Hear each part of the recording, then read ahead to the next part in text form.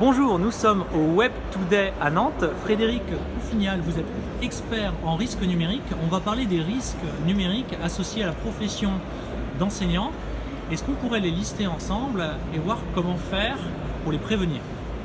Oui, effectivement, 79% des enseignants estiment que Internet est une préoccupation pour eux en termes de risques, et c'est supérieur à ce que pense la population. Donc effectivement, ils ont conscience des risques, et par contre, dans leur pratique, ils ne savent pas forcément tout le temps comment se protéger de ces risques. Donc le premier des risques auquel on peut penser, c'est celui de perdre ses données, de perdre ses cours, de perdre son contenu pédagogique, et qui peut avoir mis des années à être produit. Et donc du coup, pour se protéger, il convient de s'équiper de matériel ou bien d'utiliser un cloud qui permet de sécuriser ces données-là.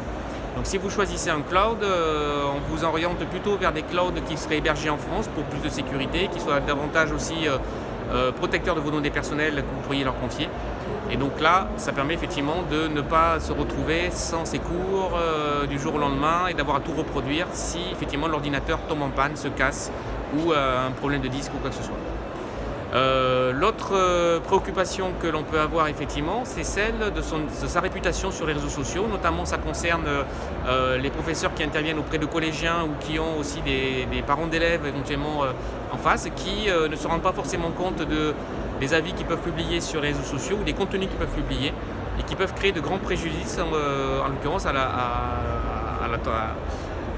vis-à-vis de ces personnes-là.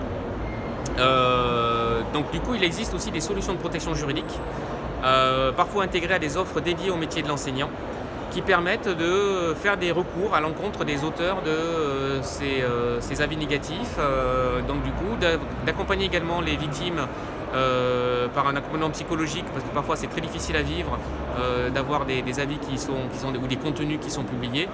Je vais vous juste citer le cas d'un enseignant que nous avons connu, pour lequel c'était des cours physiques qui étaient organisés, et donc en collège, des élèves ont pris en photo sous les jupes de l'enseignante, ont publié ça sous Instagram, et donc forcément la personne elle a été quand même très choquée par cette pratique, et donc a voulu faire aussi des actions à l'encontre des auteurs. Donc il y a une prise en charge par les assurances de ce type de recours, si en l'occurrence on est assuré.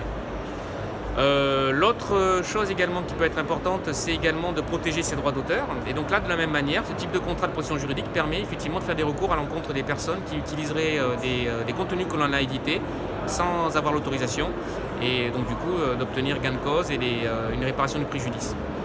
Et enfin, la dernière chose également, c'est comme toute personne, il est très important de sécuriser son email et ses mots de passe. Et pour ce faire, il existe des solutions technologiques. La première, c'est déjà de vérifier si son email a déjà fuité.